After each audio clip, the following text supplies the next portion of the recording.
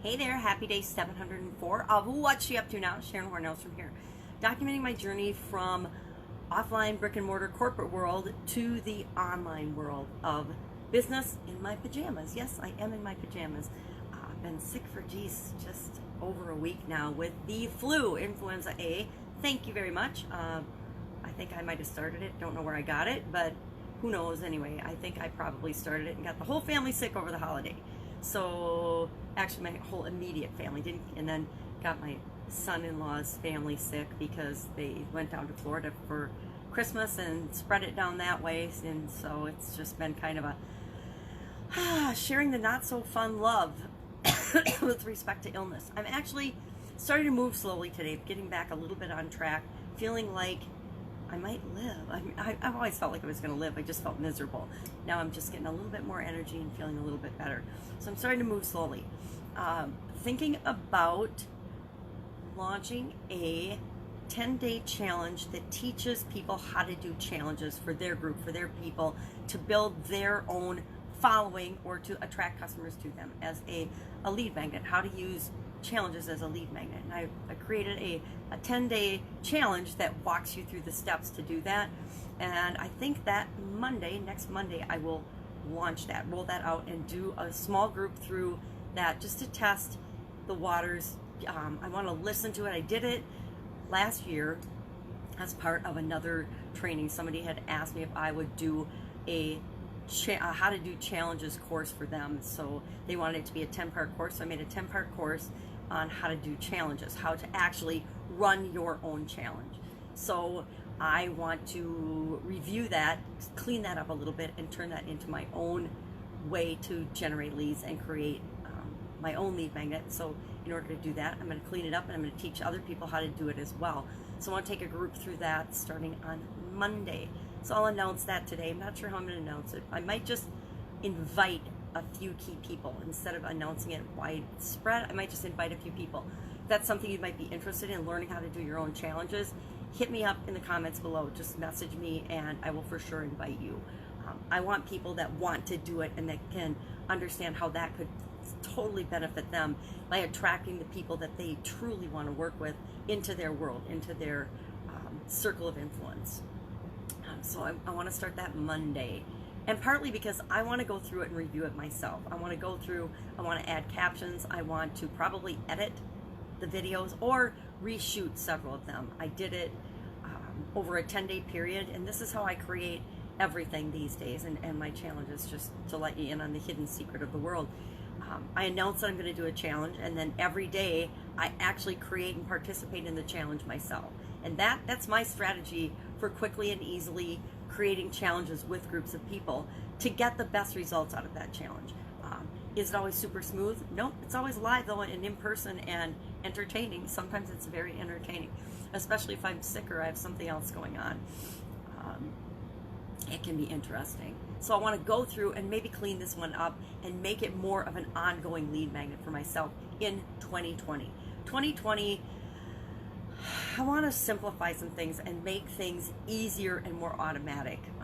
Instead of going from thing to thing and trying to figure out exactly what my voice is and where I am and what I'm doing and what I want to and who I want to show up as, make that choice. And then I want to clean up and narrow my focus in a lot of areas, and stop doing some of the things that don't make me super duper happy. Stop doing some of the things that aren't that fun anymore. I actually did time flies when you're having fun is the idiom I shared today with Supersize Your Business, and realize that I need to not only teach people those things, but I need to actually apply them to my own life. If there's something that isn't bringing me joy and isn't fun and I'm not liking doing it anymore, then I should either outsource it if it's something that I feel needs to continue to be done for my business and for the impact I want to make on the world, or I should find somebody that loves to do it, because I guarantee whatever I don't like to do, there's somebody that just makes their heart fly and sing because they love doing that particular thing. I say I don't like to do repetitive things, but I always create systems that make it so that I have a process and a procedure for doing everything. So even though I say I don't like doing repetitive things, everything I do sets up ways for me to automatically and repetitively do things. So am I being inconsistent? I don't know. I just like processes and systems Mainly because then if I don't want to do something anymore, I can teach somebody very quickly and easily how to do that thing. Because there's a system, there's a way, there's a process for doing it. And then there's a process for always being able to improve on that process, the way that we do things. So, working on that. Happy Every Day is winding down. Today was day 365. I think we've got 369 pages in that book, or 369 things. Let me just take a quick peek. So that will be winding down this week. Yep, 369 is the last day. So a couple more days of that, just 4 more days of that. And then I am rolling into doing one thing every day that's fun. And I think I mentioned this yesterday. I'm not going to do that across the board. Since it's my Wake Up My Voice thing, I'm going to stop sharing that across the board. If people want to participate and be a part of it, I would love that. But I am going to find a different way of sharing it. Probably just on Pajama Grandma. Might just be on my Pajama Grandma page that I record it, and that's the only place it shows up. So if people want to follow it, I'll announce it for a couple of days as I start it, and then just say, hey, this is where it's going to be every day. I'm not going to share it. I'm just doing it there, and that's the only place it will be. Because that cuts down on a lot of busy work and follow-up work for me. It's not one of those things that I think needs to be widely spread and shared. It's something that I do for my own personal growth and development and fun, right? It's like doing one thing every day that scared me. I did that 365-day plus challenge for me to stretch my comfort zone. I did the happiness one. Okay, I did the happiness one for me too, right? Are we seeing a trend here? It's all about me, right? It's all about each of us. And I'm no different. As much as I want to have a positive impact on the rest of the world and impact things, it all starts with me. It all starts with us loving ourselves enough to know that what we have is of value to the rest of the world. But some of these things that are through my own personal development journey, I'm happy to share, but it's not like a whole lot of people care about that unless they're doing it right along with me. If you have the book and you're doing it with me, then it's really, really fun, right? Or sometimes if you're just listening, it's fun because when I read a saying, somebody can say, okay, well, what does that mean to me? And then they can look for something in their life that the challenge meets to make them happy. The fun one's a little bit more creative. It's kind of like the creativity one, which I skipped, and I did fun instead because it was a lot of drawing and activities, actually experience and interacting with the journal and doing things and drawing things and creating things, and that's hard to translate into just doing a video unless I set up my drawing board or set up my canvas in my system and set up a thing. And I might do this, maybe I'll set up an area in my office here that I can actually record that in a more interactive, active way, and I can scan.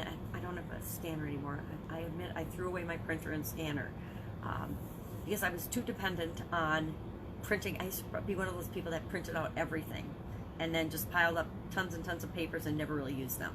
So I've stopped doing that. When my printer broke and my eyes weren't good enough to fix it, even with magnifying glass, I threw it away when I moved, which is, you know, kind of dramatic. And maybe I'll get another one. But for right now, I don't need a printer. I don't need a scanner. Unless I'm doing a project like this and I want to figure out how to share it with people, I might need to scan or do something. I can always recommend that people just go buy the book and we'll do it together. I'm sure the book editors and the book author would love that if I could get people to buy their book, right? People love it when you get people to buy their book. I'll check today. I was going to check yesterday and see if it's on Amazon, but I wasn't really feeling good enough, so I didn't do that. And maybe the answer to that is just to create my own. I've actually written a couple of books. I wrote something, years ago now, called a flip book, and it was kind of an interactive workbook type of book where you had lots of white space and could do a lot of your own work and note-taking and things in that book. Only because I'm one of those people that writes like crazy and scribbles out and draws in my books. Well, I used to when I was reading more. Not doing a lot of reading these days. Transitioning to listening to audiobooks and things, which is, it's hard for me. I know people love that, but because they can do it while they're doing other things, but I don't love it so much. I only because I haven't gotten used to it. I'll get used to it. I actually on purpose quit listening to things when I went for my walks, when I go to the state park or out in nature. For probably a year, I always walked I was listening to things, listening to tapes and recordings and webinars and courses and all kinds of things. And I realized that I was just going through the motions of walking, and I wasn't actually de-stressing and relaxing and enjoying the experience of being out in nature. So I purposely stopped listening to anything when I went for my walks, and I just went for a walk every day without any outside stimulus except for nature and what was going on around me. And I enjoyed it. I really liked it. It was actually time to think on my own, not think what other people were thinking because I was listening to that, but thinking my own thoughts and ideas. So it became kind of my secret cheating brainstorming free time sessions. And I started to like that, and I stopped listening to other things while I was walking. Well, now, with my vision failing or gone, I need to find ways to still absorb material I want to absorb, and I have to just get more dependent on listening instead of seeing. It's really hard when a visual person loses their eyesight. Not complaining, not whining, just saying I was always a very visual person, and so now I have to switch that. I have to change and grow and evolve and be much more auditory. And it'll be a year of transition, and it's really funny that the year is 2020, right? We're in the year 2020, and everybody's all about vision, and I need to switch to being all about hearing, all about auditory, or kinesthetic, touchy-feely things too as well. That's on a very personal note. Anyway, 4-year-old granddaughter's coming today. Even though we're still a little bit on the edges and the fringes of being sick, I think we're done being contagious, and so she's going to hang out with us. She's got school today and tomorrow, which I always love. I've missed her. It's been like a week I haven't been able to see her because we've been sick.